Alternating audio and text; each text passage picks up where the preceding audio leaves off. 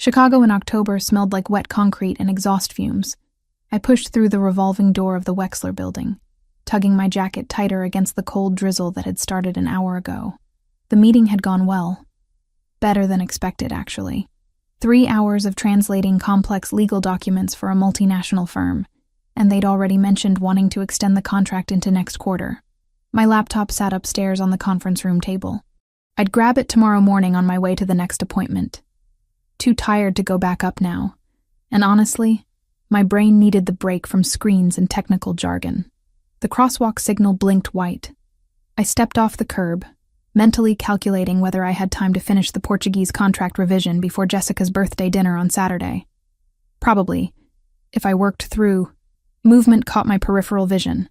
A man in an expensive charcoal suit stepped directly into the intersection from the opposite corner, phone pressed to his ear, head tilted in concentration.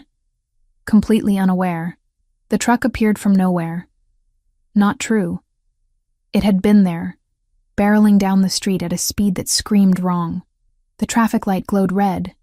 Steady, unmistakable red, but the massive vehicle wasn't slowing. Time fractured into crystalline fragments. The man's polished shoes on wet asphalt, the truck's grille reflecting streetlight. My bag slipping from my shoulder as I lunged forward. Move! The word tore from my throat, but I was already in motion. My hands hit his chest, shoving with every ounce of strength in my 5'5" frame. He was solid, immovable, until suddenly he wasn't. We went down hard. The pavement rushed up to meet us, but at the last second he twisted, taking the brunt of the impact. His arms locked around me, pulling me against him as we rolled. The truck's windwake slapped my face. Close, so terrifyingly close. Gravel bit into my knee through torn fabric. My right wrist bent wrong, sending white-hot pain shooting up my forearm. Then silence. Just the hiss of tires on wet road fading into distance. His chest rose and fell beneath my cheek. Expensive fabric, silk or something close. The scent of cedar and something darker, richer, clung to him. My heart hammered so violently I thought my ribs might crack. Are you hurt? His voice rumbled through his chest before reaching my ears. Accented, but I couldn't place it yet. Controlled, despite what had just happened. I pushed myself up, pain lancing through my wrist. Am I hurt? You almost got yourself killed. He sat up with fluid grace that shouldn't have been possible after that fall. Dark eyes found mine, assessing. Sharp cheekbones, strong jaw shadowed with stubble, and a thin scar cutting through the right side of his chin. Handsome in a way that felt dangerous. You saved my life. You walked into traffic like a complete idiot. The words tumbled out in Italian before I could stop them. Adrenaline made me reckless. What kind of person crosses the street without looking? Did your mother never teach you basic survival skills? His eyebrows lifted. When he responded, his Italian was flawless. Regional accent placing him somewhere near Milan.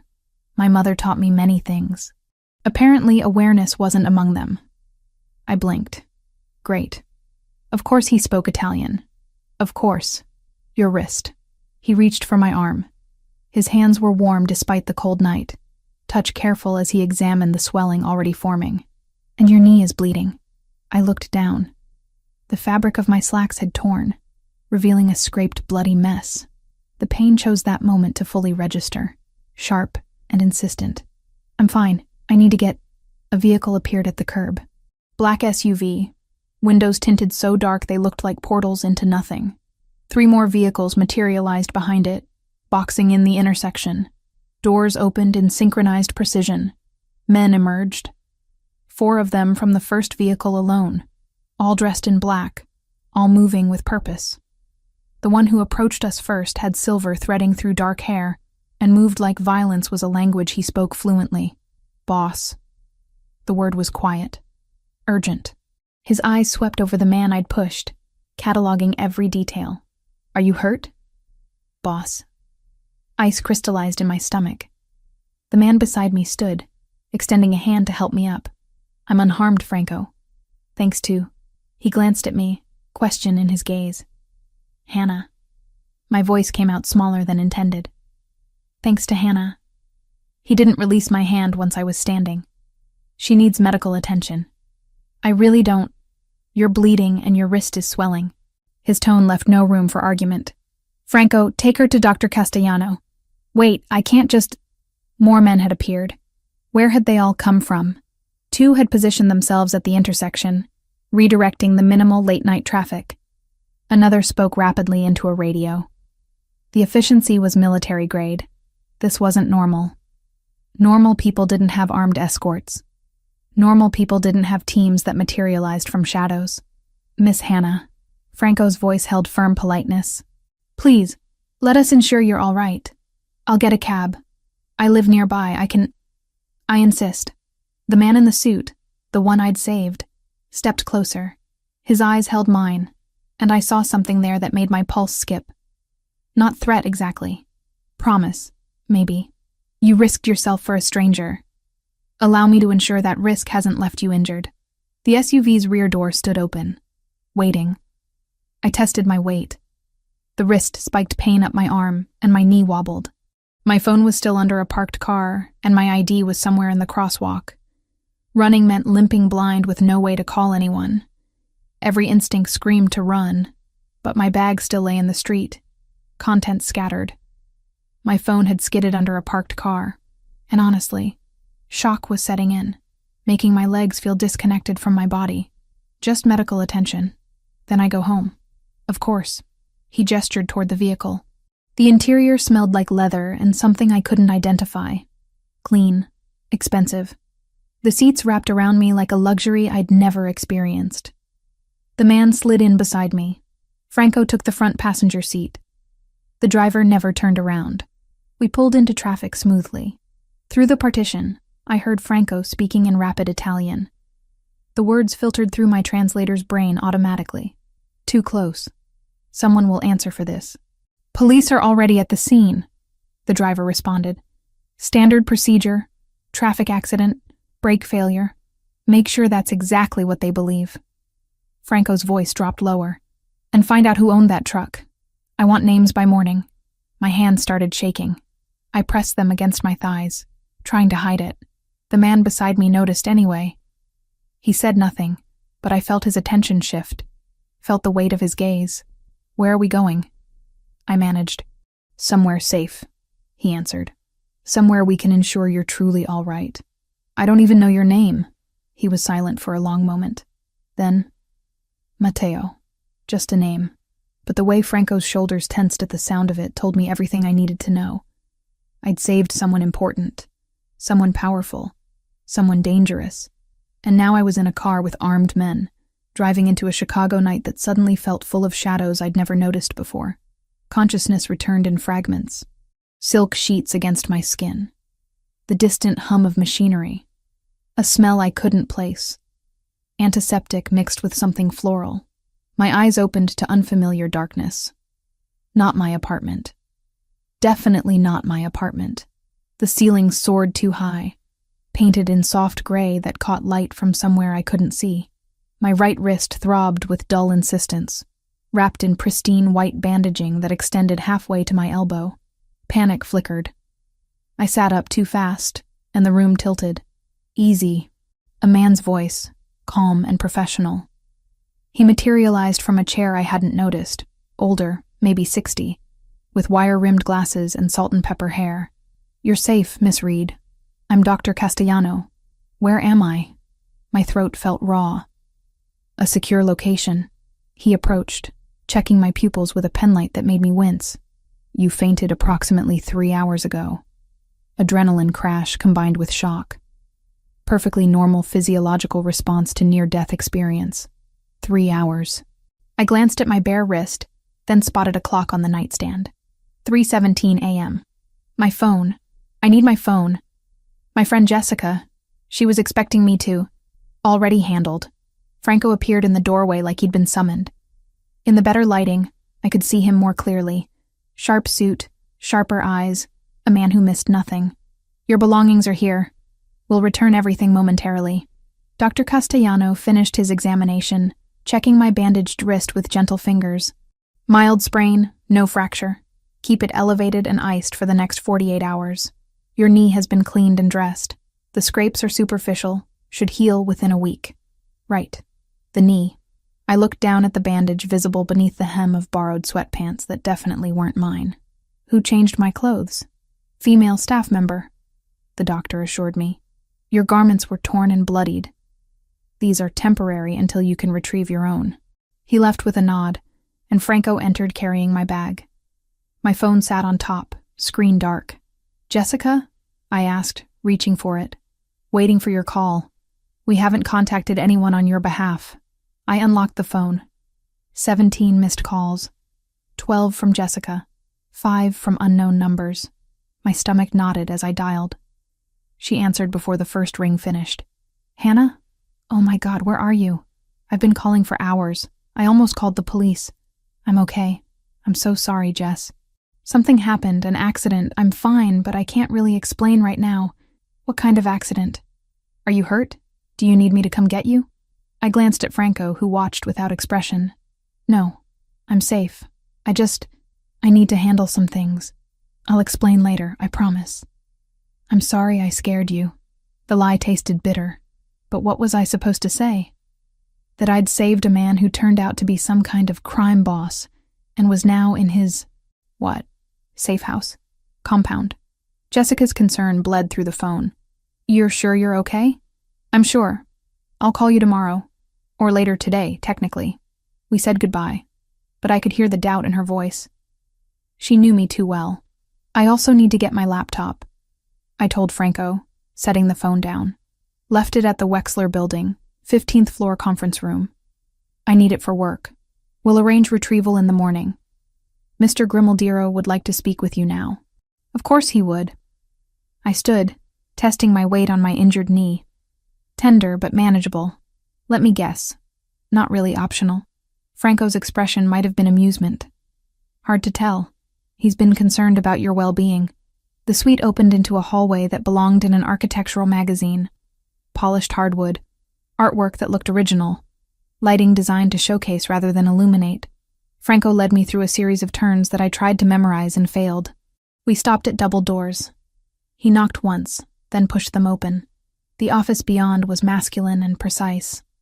Floor-to-ceiling windows overlooked Chicago's skyline, still glittering despite the hour.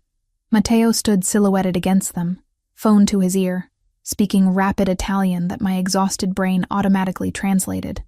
I don't care what it takes. Find out who owned that vehicle before sunrise. He turned as we entered, ending the call without preamble. In better light, I could see him properly. Tall, easily over 6 feet. The expensive suit from earlier had been replaced by dark slacks and a white shirt with rolled sleeves. The casualness somehow made him more intimidating, not less. Hannah? He gestured to a leather chair facing his desk. How are you feeling? Like I got hit by a truck. Metaphorically speaking. I sat because my knee was complaining. Can I leave now? Direct. I appreciate that. He moved to his desk but didn't sit. Unfortunately, the situation is more complicated than a simple accident. Franco produced a tablet, tapping the screen before handing it to me. Security footage played in grainy black and white. The intersection. The truck approaching. Me shoving Matteo. The vehicle swerving, actually swerving toward us at the last second. Watch the driver, Matteo said quietly. I rewound, focusing. The driver's face was visible for maybe 2 seconds. Young, maybe 30. Eyes locked on Matteo with unmistakable intent. No panic. No attempt to brake. Just acceleration. That's not an accident, Matteo finished. No. Someone attempted to kill me tonight. And you, Hannah Reed, age 27, freelance translator specializing in contract analysis and legal documentation, living at 1847 West Addison, currently between major clients, but with 3 active projects, happened to be in the wrong place at the wrong time. Ice crystallized in my veins. You investigated me. I protect my interests. You saved my life. That makes you relevant to those interests. You mean I'm a witness? The words came out flat. The police are already at the scene. Franco spoke from his position by the door. They'll conclude mechanical failure. Brake line malfunction. The truck's registration traces to a shell corporation that will lead nowhere. But someone wanted Mr. Grimaldiro dead, and that someone might have noticed you. I looked between them. Might have? Matteo finally sat, leaning back with a control that suggested he never moved without purpose. Multiple security cameras captured the incident. Some are public. If whoever orchestrated this is thorough, they'll review that footage. They'll see you save me, and they might wonder if you're someone I know. Someone important to me. But I'm not. I'm nobody. You acted on instinct. I understand. But perception matters more than reality in my world. His eyes held mine. I'm offering protection. Discreet surveillance for a few days while we determine if you're truly at risk. And if I refuse, then you walk out that door, return to your life, and hope I'm wrong about the danger. He spread his hands. The choice is yours. I thought about my apartment. The flimsy lock. The fire escape that didn't quite reach the ground. The neighbor who left her windows open at night. How long? A week at most. Less if we identify and neutralize the threat quickly. I have work, deadlines, clients who depend on me. You'll have internet, privacy, everything you need to work remotely. Consider it a temporary security measure. Every instinct screamed to run. But Franco's words echoed in my head. Someone wanted Matteo dead. Someone organized enough to acquire a truck, find his location, execute an attack in downtown Chicago. Someone who might come looking for witnesses. Okay, I heard myself say. But I need my laptop and clothes, and you're going to explain exactly what kind of protection we're talking about. Fair terms. Matteo nodded to Franco. Take her home. Let her gather what she needs. 2 men minimum for escort. The drive back to my apartment happened in tense silence. I sat in the back of yet another black SUV, watching familiar streets pass in pre-dawn darkness. Franco had handed me my bag, my phone. Everything intact except my sense of security. My building looked shabbier than usual in the harsh glow of streetlights. Franco and another man, younger, broader, accompanied me up the stairs. They waited outside while I packed a quick bag. Laptop, charger, clothes for a week, toiletries. Jessica's framed photo from my nightstand. The normalcy of the items felt absurd. I powered up my laptop long enough to email my client from the Wexler contract, apologizing for the delay and attaching the completed translation. Then I sent quick messages to my other active clients, explaining a family emergency required me to work remotely for several days. Not a lie, exactly. My family of 1 was having an emergency. Franco was on his phone when I emerged. He ended the call as I locked my door. Everything you need? For now. The young man took my bag without asking. They flanked me down the stairs, and I realized this was it. This was what protection looked like. Constant surveillance. Loss of privacy. All because I'd reacted without thinking. The SUV waited at the curb, engine running. As we pulled away, I spotted another vehicle across the street. Sedan, dark color, 2 occupants. When we turned the corner, it followed. Is that ours? Franco confirmed. You're covered from multiple angles. I leaned back, closing my eyes. Somewhere in this city, someone had tried to commit murder. And somehow, impossibly, I'd stopped them. Now I was tangled in whatever web Matteo Grimaldiro had woven, protected by men with guns and secrets. My phone buzzed. Jessica again. I'd deal with her tomorrow. Or today. Whatever this nightmare qualified as. Back at the compound, the same suite waited. I set up my laptop on the desk, checked my email, tried to pretend this was normal. Outside the windows, Chicago began waking up. Delivery trucks, early commuters. Life continuing like nothing had changed. But everything had changed. I just didn't know how much yet. 3 days passed in a strange limbo. I worked from the compound, translating contracts and analyzing documents while watching Chicago through windows that didn't open. Jessica called twice. I kept the conversations brief, vague. Yes, I was fine. No, I couldn't explain yet. The lies built up like sediment. Franco appeared at my door on the 3rd evening without knocking.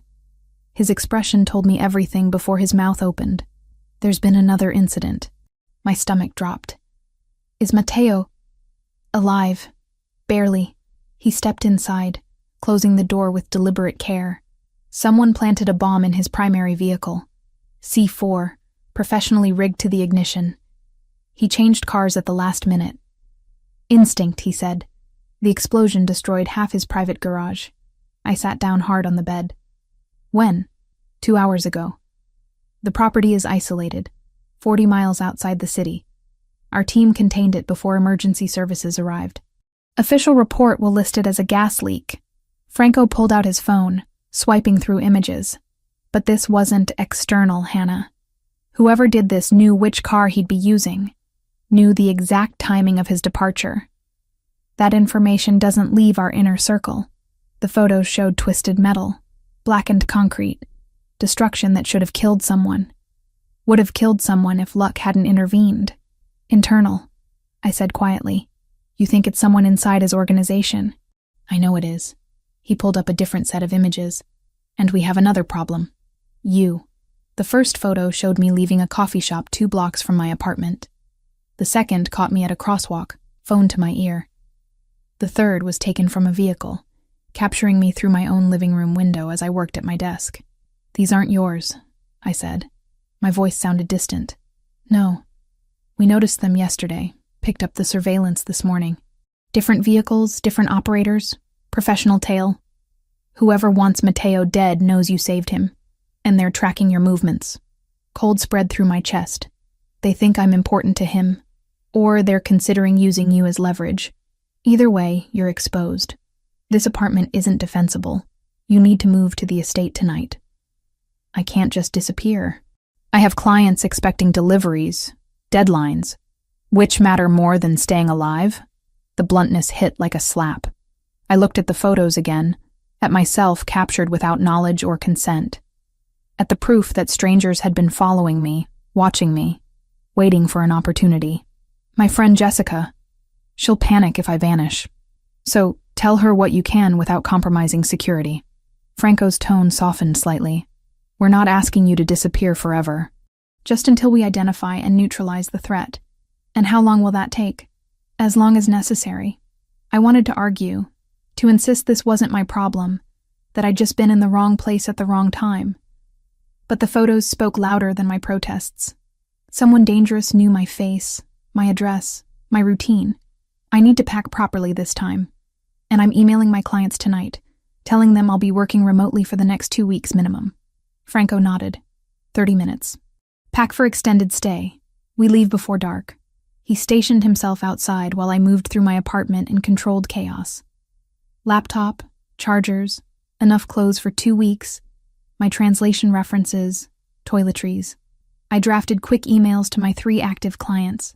Explaining a family emergency required me to relocate temporarily, but I'd remain fully available electronically. Professional, apologetic, vague. Then I texted Jessica. Need to leave town for work security issue. Can't explain over text. I'm safe. Will call when I can. Please don't worry. Love you. Her response came immediately. What? Call me now. My phone rang.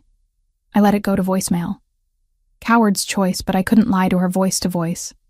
Not again. The estate waited beyond Chicago's edge, accessed through gates that whispered open at our approach.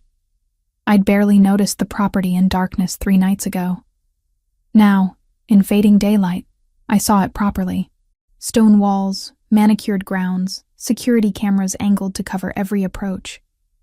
Not a home. A fortress disguised as one.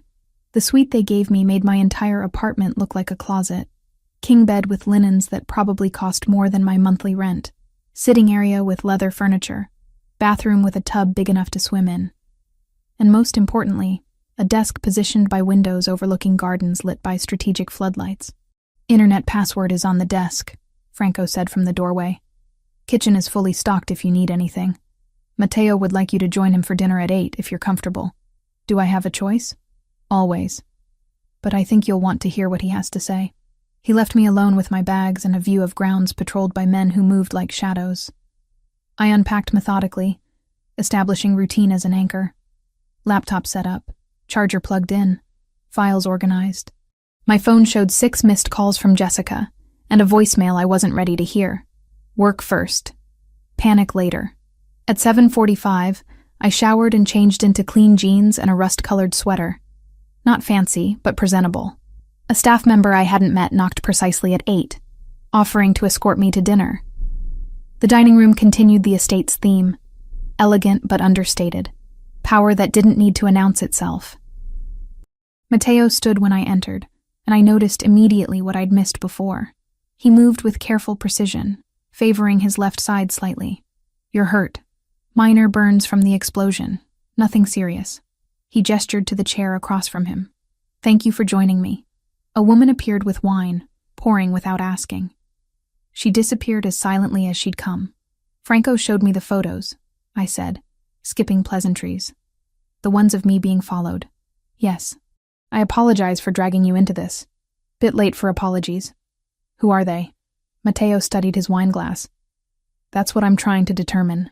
The bomb was sophisticated, military-grade explosive, professional installation, someone with resources and access to my schedule. Internal betrayal. So it appears." He looked up, meeting my eyes. "Which is why I need you here. Safe. Until I identify who's trying to kill me. And then what happens to me?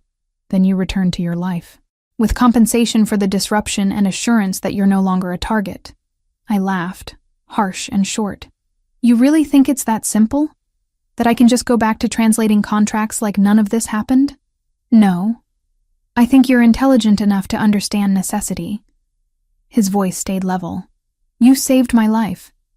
I'm returning the favor by ensuring yours isn't forfeit because of it." The wine tasted expensive, complex. I took another sip, buying time to organize my thoughts. "Franco said you think it's someone you trust, someone close, someone with access to information that should be restricted." Matteo's jaw tightened. "I've built this organization on loyalty. To discover that loyalty is false, that someone I've protected and elevated would rather see me dead." He stopped himself, control slipping back into place. "Tell me about your work," he said, shifting gears. "Franco mentioned you translate for multinational firms." The sudden pivot threw me. "Legal documents, mostly. Contracts, compliance paperwork, due diligence files. I work in 6 languages." His eyebrows rose. 6? English, Spanish, Portuguese, French, Italian, German. I was working toward Japanese before. I gestured vaguely at everything. "Before this. And you do analysis beyond simple translation?" "Document review. I can spot inconsistencies, fraudulent clauses, terms that don't align across language versions.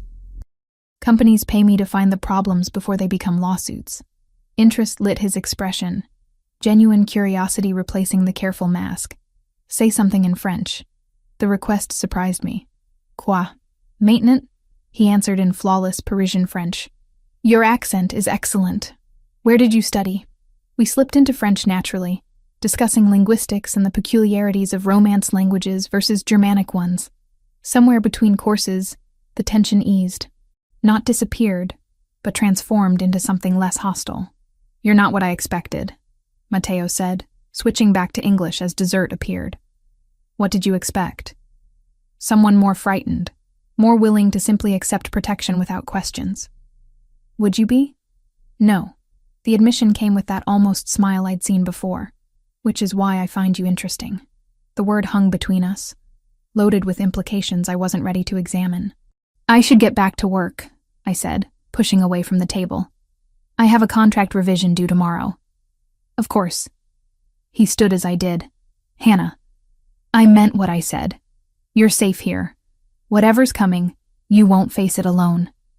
Walking back through corridors that already felt less foreign, I turned his words over in my mind. Safe. Alone. As if either concept still had meaning in a world where strangers planted bombs and followed me through streets I'd walked 1,000 times. In my suite, I opened my laptop and lost myself in Portuguese legal terminology until my eyes burned. Jessica's voicemail stayed unheard, a weight I'd carry until I found courage to face it. Outside my windows, men patrolled gardens lit against the dark. Inside, I was protected, trapped, and terrifyingly uncertain which concerned me more. The estate became my prison and sanctuary in equal measure. I established routines to maintain sanity. Mornings belonged to work, translating documents, while sunlight filtered through windows that overlooked gardens. I wasn't allowed to walk alone. My clients never suspected I was sending their contracts from a compound guarded by armed men, who nodded respectfully when I passed. Jessica finally accepted my vague explanations. Work emergency, security protocols, temporary relocation. The lies came easier each time I repeated them, which worried me more than the lies themselves. Dinners with Matteo became regular when his schedule allowed. We'd sit across from each other in that formal dining room, conversation drifting from linguistics to philosophy, to the peculiar challenges of running an organization built on fear and loyalty. He never called it what it was, never said the word that hung between us like smoke, but I knew. The men who patrolled, the deference everyone showed him, the careful way Franco reported situations that clearly involved violence. Matteo Grimaldiro wasn't just wealthy. He was powerful in ways that made my translations of corporate merger agreements seem quaint. One evening, 5 days after I'd moved to the estate, he shared something unexpected. I was 25 when my father died. His wine glass caught candlelight, casting red shadows. Assassinated by a rival faction trying to expand into our territory. They thought killing him would create chaos, opportunity. Instead, it unified everyone under me. I'm sorry. The words felt inadequate. Don't be. He was a brutal man who taught me brutality. But he also taught me that loyalty matters more than fear, that reputation is currency, that showing weakness gets you killed. He set down his glass. I've tried to be different, smarter, less reliant on violence as the first solution. Is it working? Ask me again when we find who's trying to kill me. The darkness in his tone sent ice through my chest. 2 nights later, Matteo hosted a formal dinner with his inner circle. I wasn't supposed to attend, but he insisted, saying my presence would be noticed if I hid. Better to appear as exactly what I claimed to be. A translator he'd befriended. Someone under temporary protection. Nothing more significant. The dining room filled with men who moved like predators dressed in expensive suits. Franco made introductions I struggled to remember. Names and faces that meant nothing to me, but clearly carried weight in Matteo's world. Sergio Verciani arrived last, and the room's energy shifted. He was handsome in a way that felt constructed, each smile calculated for maximum effect. When he greeted Matteo, I saw something flicker between them. History, complication, family resemblance around the eyes. "Cousin," Sergio said, embracing Matteo with what looked like genuine warmth.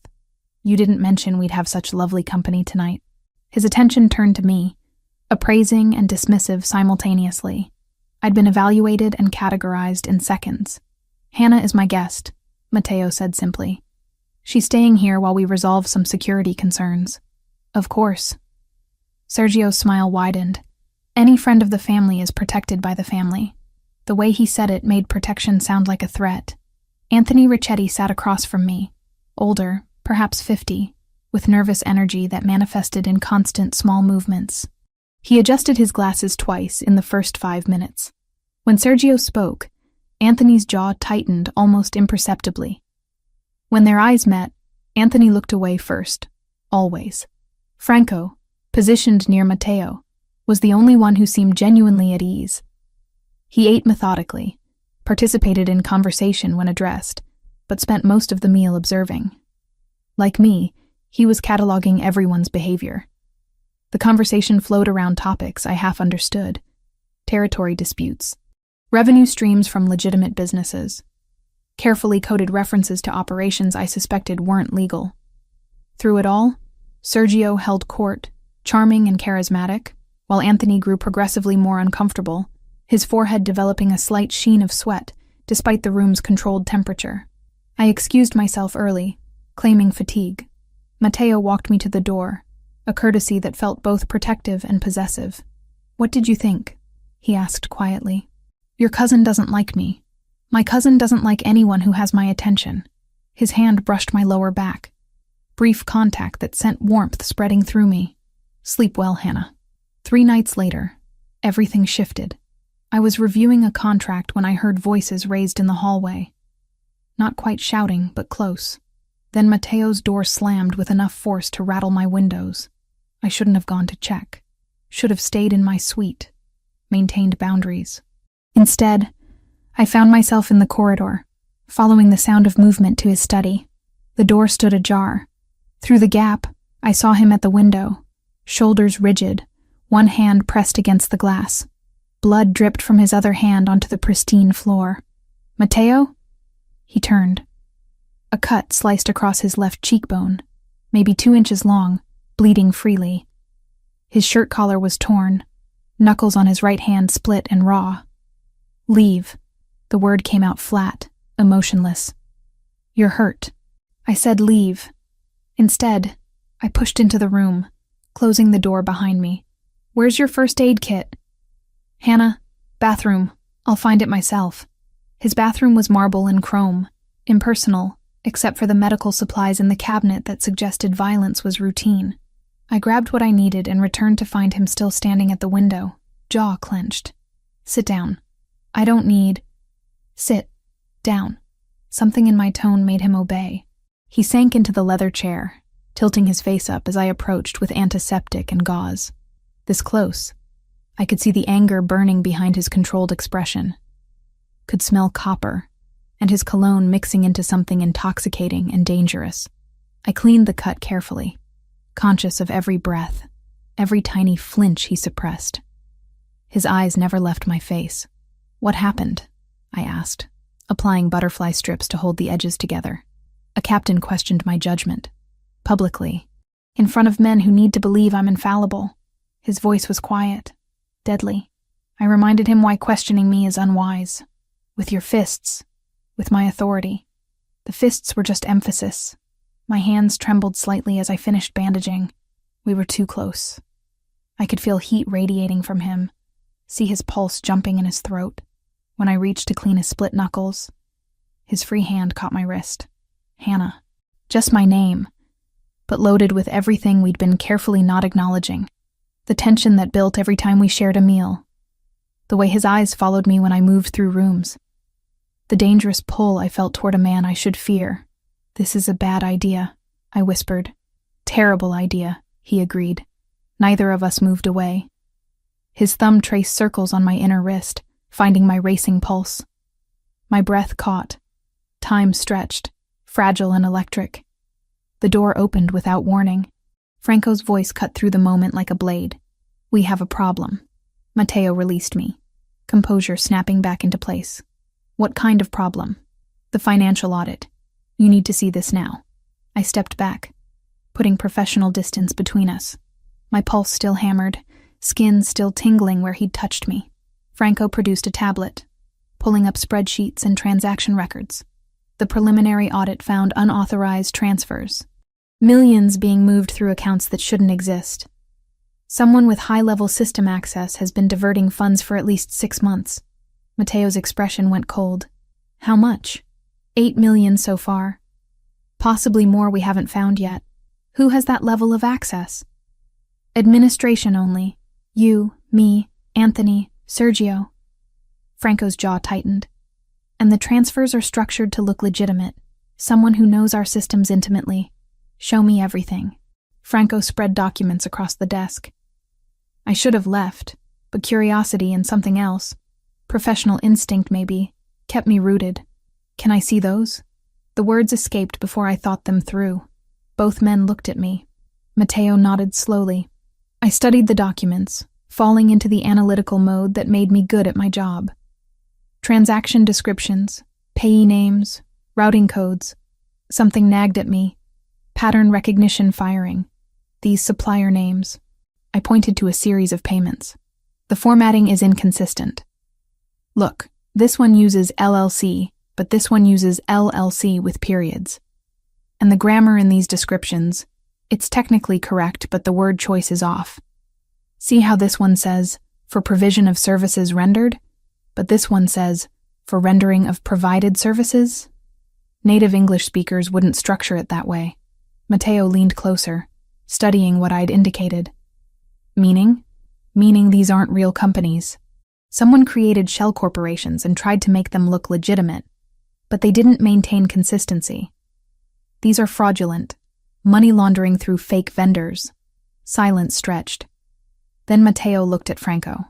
Pull every transaction to these companies. I want names, dates, who authorized each payment, and find out who created these vendor accounts in our system. Franco nodded, already moving. The door closed behind him, leaving us alone again. Matteo turned to me. Something new in his expression. Respect, maybe. Or recognition. You saw in 5 minutes what our accountants missed for months. It's what I do. Finding inconsistencies in documents. It's more than that. He stood, closing the distance between us again. You're more than that. This time when he touched me, cupping my face with careful fingers, I didn't pull away. When his mouth found mine, I kissed him back. All the accumulated tension of the past days igniting. His hands tangled in my hair. Mine clutched his shoulders, and for those suspended moments, nothing existed except heat and need, and the dangerous thrill of choosing something I knew would change everything.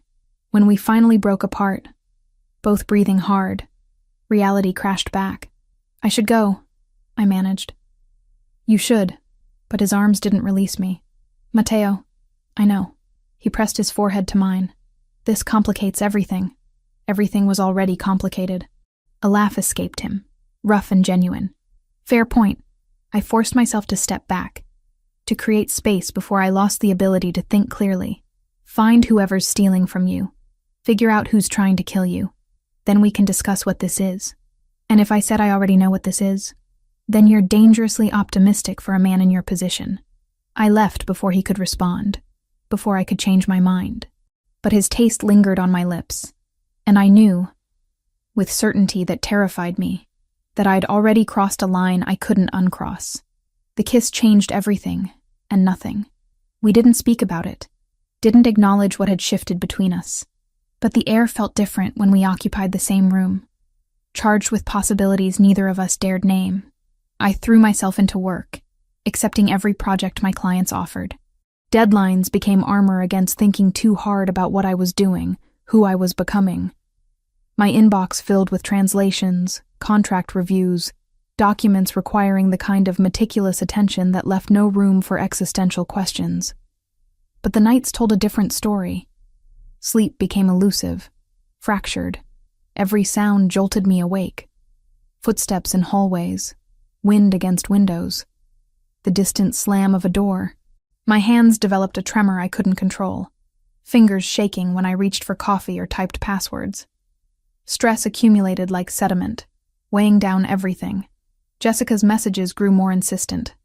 3 texts today alone. Are you okay? When can we talk? I'm worried about you.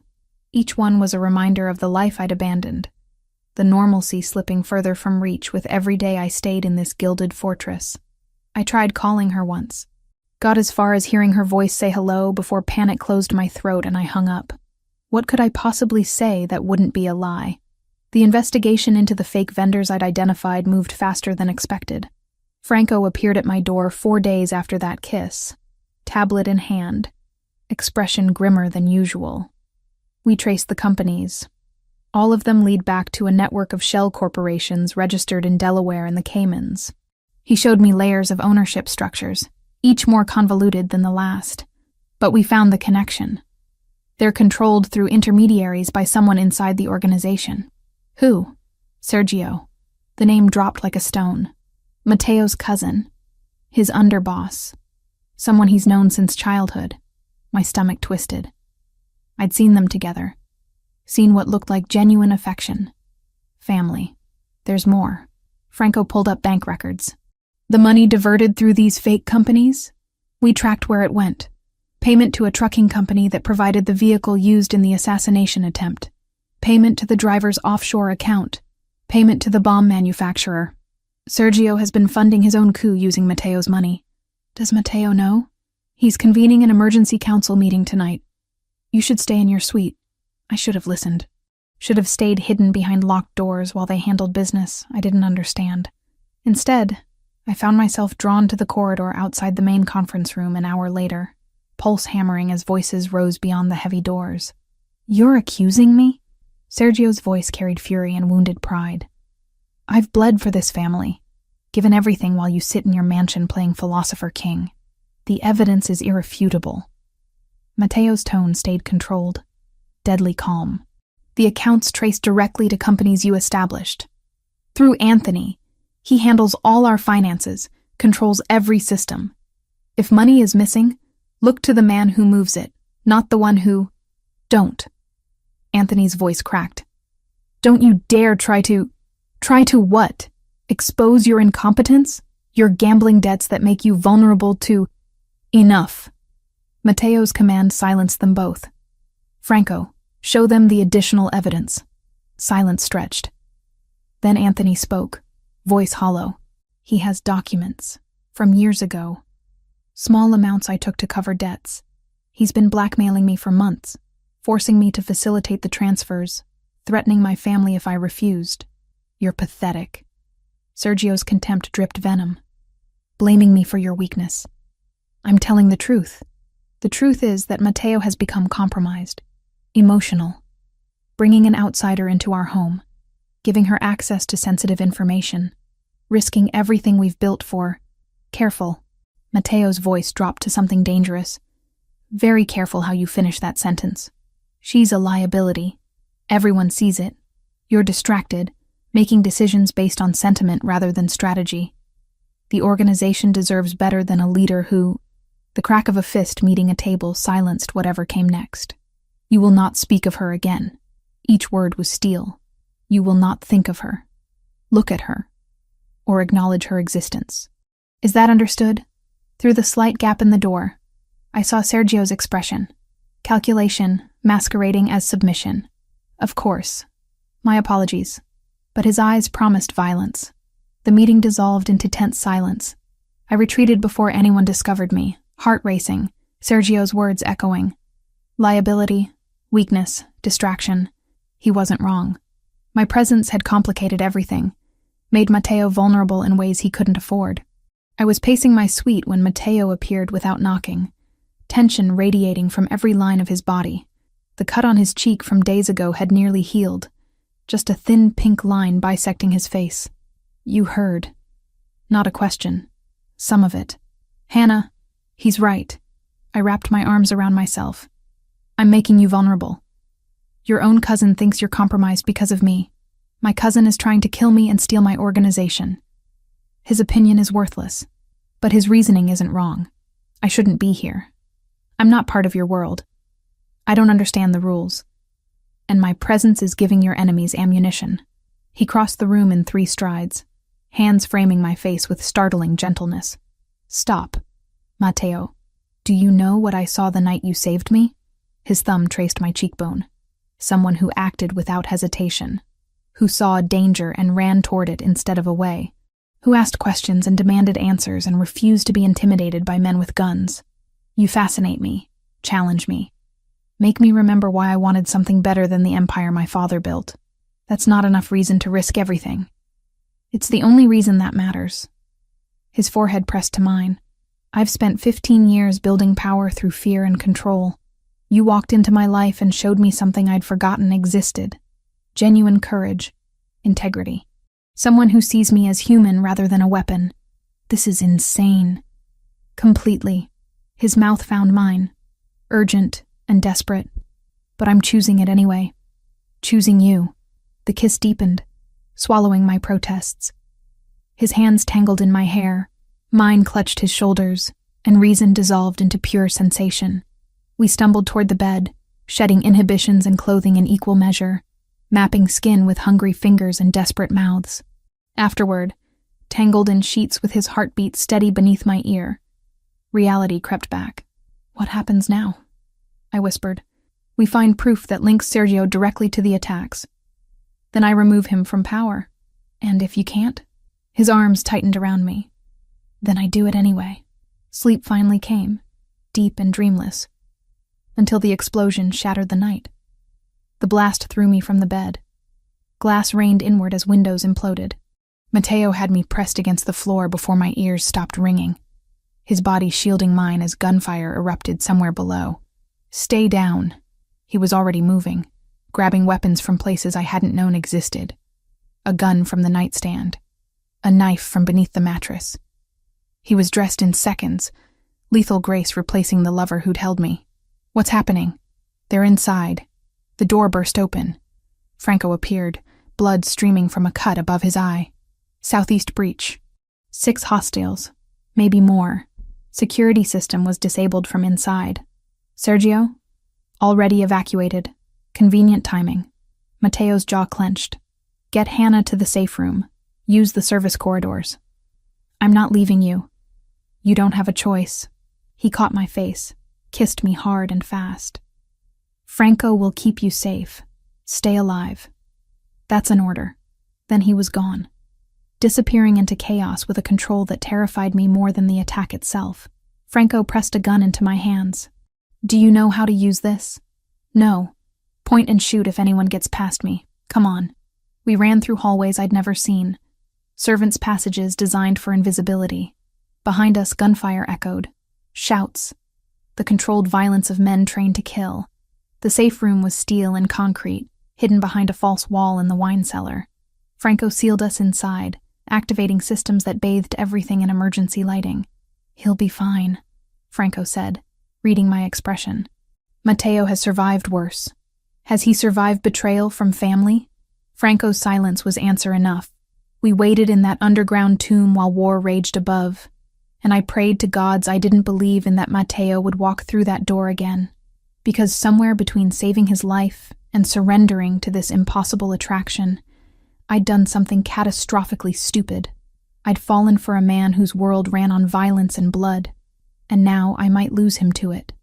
The gunfire stopped after what felt like hours, but was probably minutes. Silence descended, broken only by distant voices and the ringing in my ears. Franco remained positioned at the door, weapon ready, every muscle coiled. His radio crackled. All clear. Hostiles neutralized. Boss is requesting Hannah. My legs nearly gave out with relief. The estate looked like a war zone. Broken glass crunched under my feet as Franco led me through corridors marked by bullet holes and bloodstains. Men moved efficiently, already cleaning, already erasing evidence. Bodies were being removed through service exits. This wasn't the first time they'd handled aftermath. Mateo stood in his study, conferring with 3 men I recognized from the dinner. Blood streaked his shirt, but he moved without hesitation. When he saw me, something cracked in his controlled expression. You're unhurt? Franco kept me safe. I crossed to him, hands trembling now that adrenaline was fading. What happened? 6 men breached the southeast perimeter using codes that disabled our security system. His jaw tightened. Internal codes. Someone let them in. Franco approached, tablet in hand. I pulled the system logs. The override came from Anthony's credentials. Time stamped 2 hours before the attack. Anthony. The nervous man who'd sweated through dinner, who'd avoided looking at Sergio. Where is he? Mateo's voice dropped to something lethal. We found him in his quarters. He's cooperative. The interrogation room was underground, windowless, designed for purposes I tried not to imagine. Anthony sat at a metal table, wrists zip-tied, face pale and slick with perspiration. When we entered, he flinched violently. I didn't know, he said immediately. I swear to God, I didn't know they'd attack tonight. He said it was just precautionary access, in case... Who? Mateo remained standing, looming. Who gave you the order? Anthony's eyes darted between us. When they landed on me, something crumbled. She shouldn't be here. This isn't... Answer the question. Sergio. The name broke on a sob. Sergio has been blackmailing me for months. Years ago, I took money. Small amounts to cover gambling debts. I documented everything intending to pay it back, but he found the records. Said he'd expose me, that my family would pay if I didn't cooperate. Franco set the tablet on the table, pulling up financial records. These transfers. The fake vendors Hannah identified. You facilitated them. He forced me. Every month new instructions. Move money here, create accounts there, disable the security feature. I kept thinking if I just did what he asked, He'd let me go. Anthony's voice cracked. But it kept escalating. The bomb. The truck. Tonight. I'm an accountant, not a killer. I didn't sign up for murder. But you participated. Mateo's words were ice. How many people died because you were too weak to stand up to him? I'm sorry. God, I'm so sorry. What's his endgame? Anthony wiped his face with bound hands. Complete takeover. He's been building support for months, promising captains more territory, more revenue if they back him. Says you've gone soft, that you're compromised by... His eyes flicked to me again. By what? I asked, even though I knew. By her. An outsider. Someone who has your ear, your protection. Sergio's been telling everyone you're making emotional decisions instead of strategic ones. That you're risking everything for someone who doesn't belong in this world. The words hit harder than they should have. Because they weren't entirely wrong. Mateo's hand found mine, fingers lacing through despite the audience. How many captains has he turned? Maybe half. The ones who think the old ways were better. More violent, more aggressive expansion. Anthony's shoulders slumped. He plans to call a vote. Force you out or kill me if the vote doesn't go his way. Yes. Silence stretched, heavy with implications. Then Mateo looked at Franco. Secure Anthony in the east wing. Guarded. No communication with anyone. He pulled me toward the door. We need to talk. Now. Back in his study, with Franco and 2 other senior men I'd been introduced to but couldn't recall, Mateo spread documents across his desk. Financial records, security logs, communications Anthony had provided. He's been planning this for at least 8 months, Franco said, pointing to early transfers. Started small, building his war chest. The assassination attempts were meant to look external, but if those failed, he had the internal support to challenge you openly. How do we prove it? One of the other men asked. Anthony's testimony won't be enough. Half our people already think he's incompetent. They'll believe Sergio's version. We need to catch him in the act, Franco said. Something undeniable. I'd been studying the timeline, the pattern of escalation. He's going to move soon. Maybe days. The attack tonight failed. Anthony's been discovered. He knows his window is closing. All eyes turned to me. She's right, Mateo said. Sergio will accelerate. He has to, before we can consolidate against him. So we give him an opportunity. The words came out before I'd fully thought them through. Make him think he has an opening. Catch him when he acts. That's incredibly risky, Franco said. But I could see him calculating. Less risky than civil war. I pointed to the list of captains Sergio had allegedly turned. If we just accuse him without proof, you split the organization down the middle. Some will believe you, some won't. But if you catch him red-handed, trying to kill you or betray you to enemies, nobody can dispute that. Mateo studied me with an expression I couldn't read. You're suggesting I use myself as bait.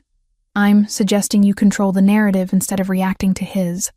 I pulled up Anthony's communications. He's been spreading the story that you're weak, compromised. So prove you're not. Set a trap he can't resist. And if it goes wrong, then we make sure it doesn't. The planning stretched through the night. Every detail mattered. Every contingency needed coverage. Franco argued for keeping me out of it entirely, but Mateo overruled him. She's the one who spotted the financial fraud, he said.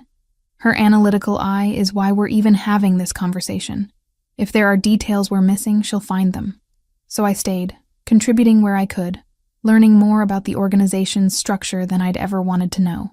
Captains, territories, revenue streams both legitimate and criminal.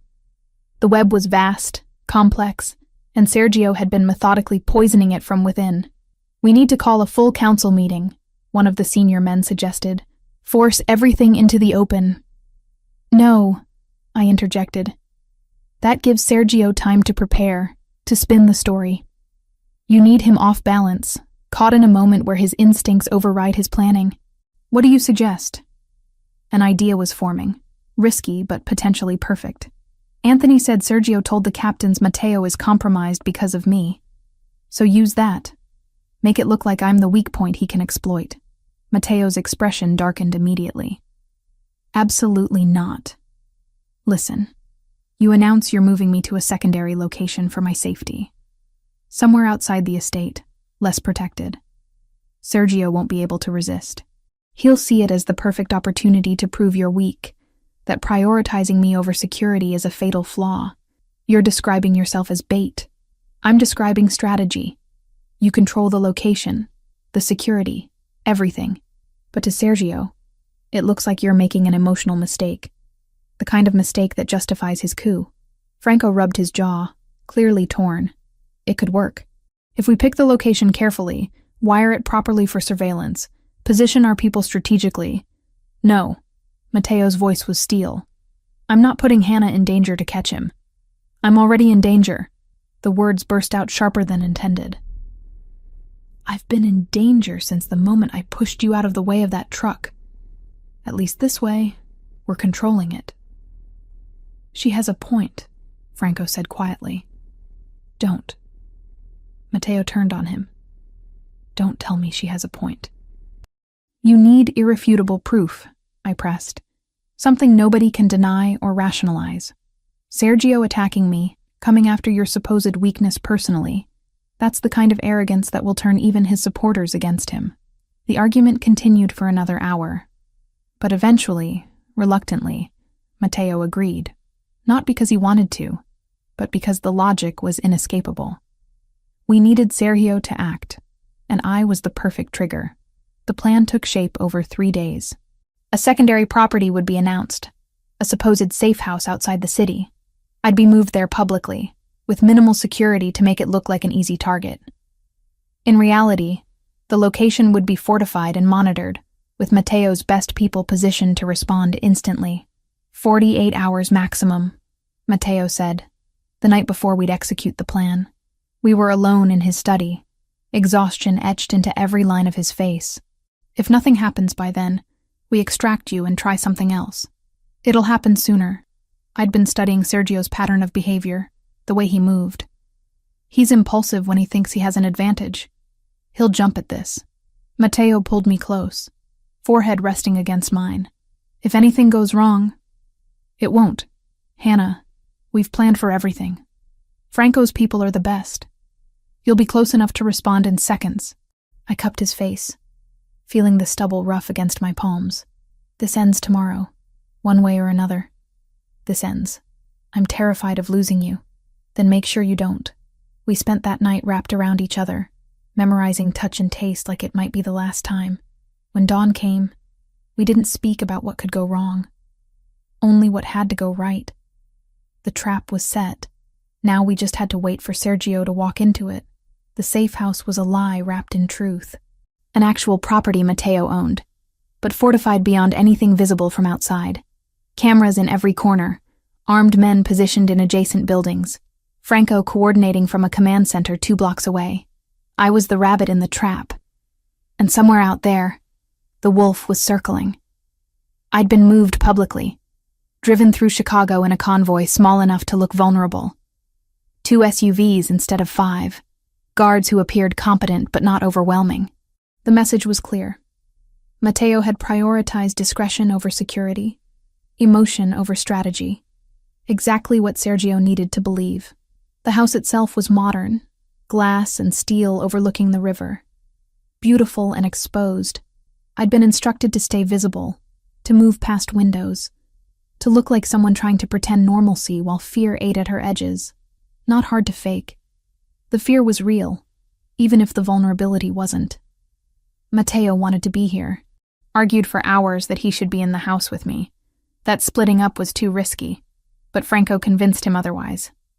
Sergio needed to see weakness, and Mateo's absence sold that better than anything. So I waited. Laptop open, pretending to work while my pulse hammered. The earpiece Franco had given me stayed silent, but I knew they were watching, knew every angle was covered. The attack came at dusk. Not subtle, not careful. 6 men approached from different vectors, moving with military precision that suggested training and funding. Sergio wasn't sending amateurs. Contact. Franco's voice crackled in my ear. Stay exactly where you are.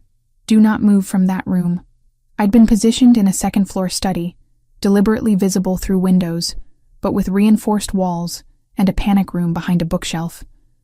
The perfect bait that could be extracted instantly. Glass shattered downstairs. Footsteps pounded through the entry. Professional clearing patterns, weapons drawn. They moved fast, efficient. "Hannah Reed," a voice called from below, accented and cold. "We know you're here. Mr. Versiani would like to speak with you." I didn't answer. Franco had been explicit. Silence until they were fully committed. The men spread through the house. I heard them clearing rooms, communicating in terse phrases, getting closer. Then Matteo's voice in my ear, tight with controlled fury. "We have Sergio. Intercepted his vehicle 3 blocks from your location. Franco, initiate extraction."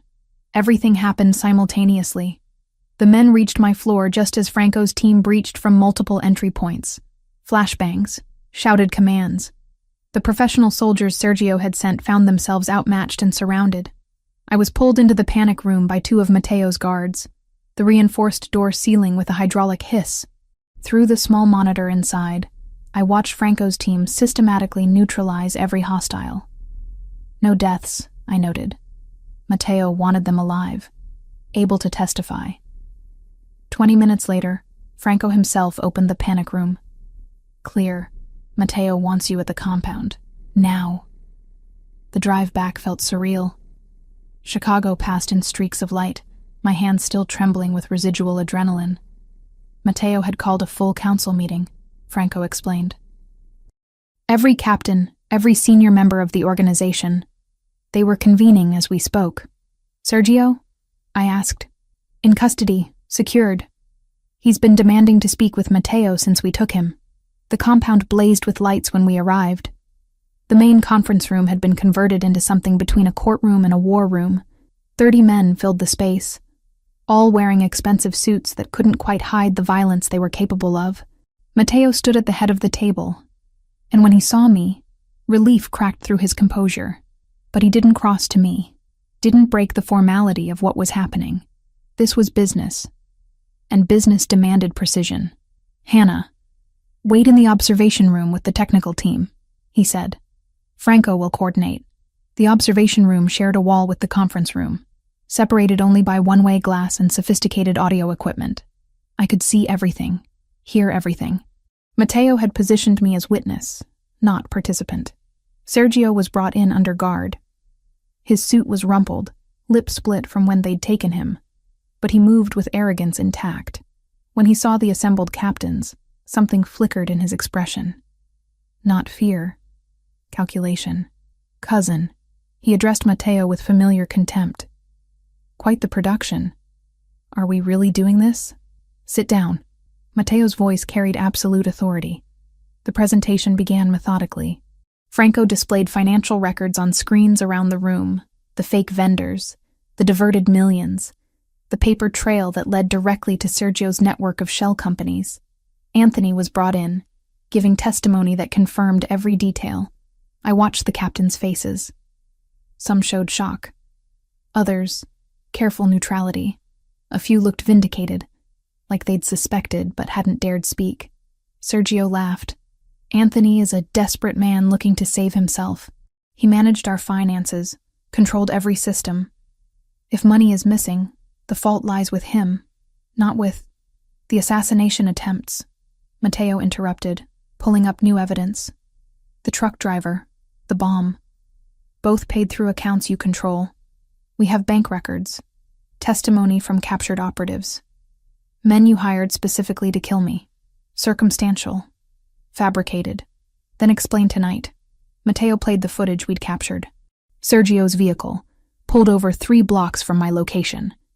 Armed men who'd attacked the safe house, all carrying phones with messages from a number registered to Sergio.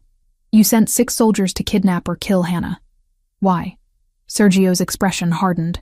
"Because she's made you weak." The room went silent. "You've compromised everything we built for an outsider. A woman who knows nothing of our world, our rules. You've given her access to sensitive information, made decisions based on sentiment rather than strategy." Sergio stood, addressing the captains directly. "Look at him. He's distracted, emotional, making choices that risk all of us. The organization deserves better than a leader who prioritizes his feelings over our survival." Several captains shifted. I saw uncertainty cross faces that had been hardening against Sergio. "She's a liability," Sergio pressed. "Everyone sees it." This meeting, these accusations, they're desperate attempts to deflect from Matteo's weakness. He chose her over all of you, and that choice is going to destroy everything our fathers built. Through the glass, I saw Matteo's hands clench. Franco touched his earpiece, then looked directly at me through the observation window. He mouthed, "Now." I grabbed the laptop containing what I'd found, pushing through the door into the conference room. All eyes turned. "Hannah," Matteo started. "He's not wrong." I set the laptop on the table, pulling up documents. "I am an outsider. I don't understand your world, your traditions. But I understand documents, financial records. And what I found shows that Sergio's betrayal goes beyond stealing from you." I displayed the contracts I'd uncovered during the planning phase, buried in the data Anthony had provided. These are preliminary agreements with the Sinaloa cartel. Dated over 4 months ago, Sergio wasn't just planning to take over. He was planning to sell you out. Look at the terms. He'd promised them 3 of your major territories, your shipping routes through the port, and operational intelligence about your entire network. The room erupted. Captains surged to their feet, shouting over each other. The Sinaloa cartel was everyone's enemy, an external threat they'd spent years keeping at bay. He was going to trade your lives, your operations, everything you built, for their backing in a coup. I pulled up communications next, and these messages show he'd already started providing information. Shipment schedules, guard rotations, names of your families. Sergio lunged toward me. 2 guards intercepted him before he moved 3 feet, slamming him back into his chair. "You've destroyed us," one of the captains said, voice shaking with rage. "Made us all targets." Anthony confirmed it, his voice hollow. "It's all true.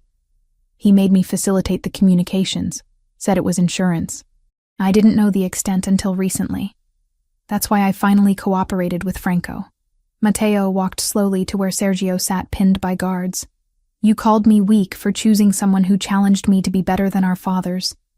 But you chose to betray every man in this room for power you weren't strong enough to earn. That's not strength, Sergio.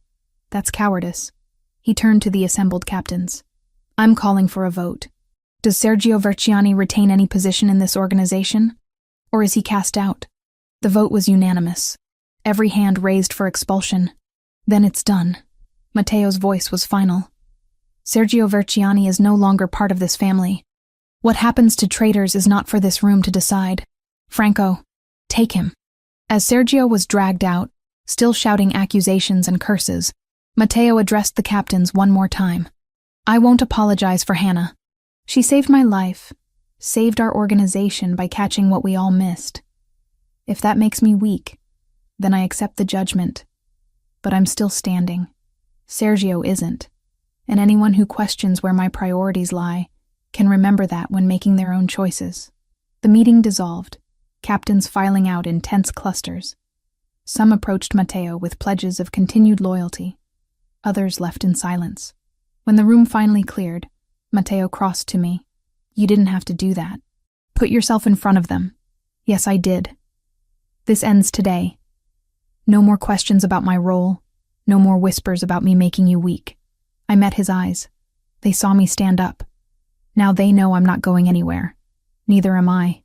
He pulled me close, forehead resting against mine. "Thank you. For everything." Outside the windows, dawn was breaking over Chicago. Somewhere in the city, my life was still waiting. But standing there, in the aftermath of violence and betrayal, I realized I wasn't sure I wanted that life back anymore. This world had claimed me. For better or worse, I'd chosen it. Chosen him. And there was no going back. The aftermath lasted weeks. Sergio's fate was handled quietly, efficiently, in ways I didn't ask about, and Matteo didn't volunteer. Anthony was different. He'd cooperated, provided evidence, saved lives by finally breaking. The council voted for exile instead of execution. Permanent, monitored, stripped of everything he'd built. I watched him leave the compound under armed escort, looking decades older than when I'd first met him. Franco's promotion to underboss happened with formal ceremony. Matteo presented him before the entire organization, publicly declaring trust and gratitude. Watching Franco accept, seeing the respect in every captain's eyes, I understood how carefully Matteo was rebuilding. Every gesture mattered. Every word carried weight. The estate transformed into command central. Meetings stretched through nights. Captains arrived for private conversations, emerging hours later with renewed commitment or removed from positions entirely. Matteo was ruthlessly thorough, examining every operation, every loyalty, every potential crack in his rebuilt foundation. I stayed, not because I had to, but because leaving felt impossible. My apartment existed somewhere in Chicago, untouched and waiting, but the woman who'd lived there didn't anymore. Work kept me anchored. My clients never missed a deadline. I translated contracts and analyzed documents from a suite that had become my office, maintaining professional reputation while living in a world my colleagues couldn't imagine. But Jessica deserved better than silence. I called her on a Tuesday morning, 3 weeks after Sergio's capture. Her voice cracked when she answered. "Hannah?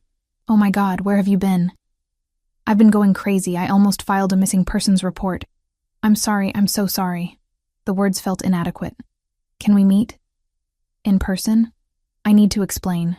We met for lunch at a restaurant Matteo owned." Though Jessica didn't know that.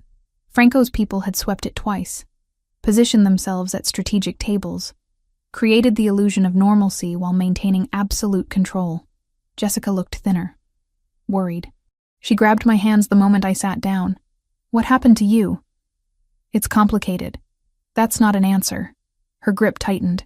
"You disappeared, sent cryptic messages, wouldn't take my calls. I thought you were dead, Hannah, or kidnapped, or I met someone." The partial truth felt safer than the whole. Someone with security issues. Dangerous people were involved. I had to stay out of sight for my safety. "The man from the accident?" Her eyes widened. "The one you saved?" I nodded. No point denying what she'd already guessed. "Who is he?" "Someone powerful. Someone who lives differently than we do." I chose words carefully. "But someone I care about. Someone who's changed my life in ways I'm still processing." Jessica studied my face with the intensity of someone who'd known me since college. "You're different. Not just stressed or scared. Different. Like you've seen things you can't unsee." "Yeah." My throat tightened. "That's exactly it." "Are you safe?" "As safe as I can be in his world." "That's not reassuring." "I know." I squeezed her hands. "But I'm choosing it. That's what I need you to understand. I'm not trapped. I'm not coerced. I'm making a choice, even though it's complicated and scary and nothing like what I planned." She was quiet for a long time, processing. "Then, do you love him?" "Yes." "And he treats you well?" "Better than I deserve." "Then I'll try to understand." Her voice wavered. "But you have to promise to stay in my life. I can't lose my best friend because she fell for someone dangerous." "You won't." "I promise." The lunch stretched into afternoon. We talked about everything except the specifics I couldn't share. She updated me on her job, her family, the mundane details of a life that felt foreign now. I told her about translation work, about learning new things, about feeling challenged in ways I hadn't expected. When we parted, she hugged me hard. "Be careful. And call me more than once a month, okay?" "I will." Matteo was waiting when I returned. He looked up from documents spread across his desk, expression unreadable. "How did it go?" "She's worried, but she'll accept it." I sank into the chair across from him. "Eventually. You could still go back, you know, to your old life. I'd ensure you were safe, set you up anywhere you wanted. Is that what you want?" "What I want is irrelevant. This is about what you need." I stood, moving around the desk to where he sat. "Then ask me what I need." His hands found my waist, pulling me close. "What do you need, Hannah?" "I need to stop pretending I can go back. I need to accept that I've changed, that this world has claimed me whether I planned it or not." I cupped his face, feeling stubble rough against my palms. "And I need you to give me a real role here. Not protection, not a comfortable prison, a purpose. I've been thinking about that." He pulled a folder from his desk. This is a proposal. Official position as strategic consultant, focusing on international negotiations and contract analysis. You'd have authority to veto deals that look suspicious, review all major agreements, advise on cross-border operations. Your linguistic skills and analytical mind are exactly what we need to expand legitimately. I read through the documents. Salary, benefits, clear job description. It looked like any corporate position, except for the implicit understanding of what the organization actually did. I have conditions. Name them. I maintain my independence. Keep some legitimate translation clients as cover and because I want to. I'm not property or trophy. I'm a partner with equal voice in decisions that affect me. I met his eyes. And if I ever want out, truly out, I can leave without consequence. Agreed. All of it. No hesitation. No negotiation. You saved my life, Hannah. Then you saved my organization. I owe you everything. The least I can offer is respect and autonomy. Then yes, I accept. The kiss sealed it.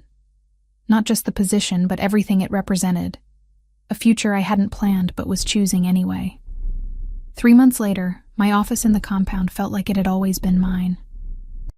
Mahogany desk, walls lined with reference books in 6 languages, windows overlooking gardens where I sometimes walked while thinking through complex negotiations. The captains nodded respectfully when I passed. Franco consulted me on suspicious contracts. Matteo trusted my judgment without question. I still translated for my old clients. Maintained that connection to normalcy, to the person I'd been. But increasingly, my real work happened here, reviewing expansion plans, analyzing partnership proposals, identifying red flags in documents that would have cost millions if missed. Jessica called weekly. We met monthly, always in controlled locations. She didn't know everything, but she knew enough, accepted that her friend had chosen a different path. Tonight, Matteo and I stood on the private balcony of our suite, looking over Chicago's glittering skyline. His arm wrapped around my waist, familiar and right. The European expansion proposal, I said, leaning into his warmth. I finished reviewing the contracts. Milan looks promising, but the Frankfurt connections are questionable. I'd recommend holding on those until we can verify their credentials better. Noted. I trust your assessment. He pressed a kiss to my temple. Have you thought about the Italy trip? 2 weeks, just us. Milan, Rome, the coast. Mixing business with pleasure? Always. His hand found mine, fingers lacing together. Though mostly pleasure, you've earned a vacation. We both have. The city stretched endlessly below us. 1,000 lights representing 1,000 lives. Somewhere down there was the woman I'd been, translating contracts in a tiny apartment, worried about rent and deadlines and normal things. That woman had saved a stranger from a truck and changed everything, had chosen curiosity over fear, action over paralysis, had fallen for a dangerous man and decided the risk was worth the reward. I didn't regret it. Any of it. What are you thinking? Matteo asked, reading my silence. That I should have been terrified. Should have run the moment I realized what you were. Why didn't you? Because terror and fascination feel remarkably similar. And because you saw me, really saw me, in ways no one else ever had. I turned in his arms, meeting his eyes. I chose this, chose you, chose a life that's complicated and dangerous, and nothing like what I planned. And I'd choose it again. Good. His mouth found mine, familiar and electric, because I'm not letting you go. Possessive. Completely. We stood there as night deepened, 2 people who'd found each other through chaos and decided to build something from it. The future was uncertain, danger always lurking at the edges, but we'd face it together, partners in every sense. And somehow, impossibly, that was more than I'd ever dreamed of having.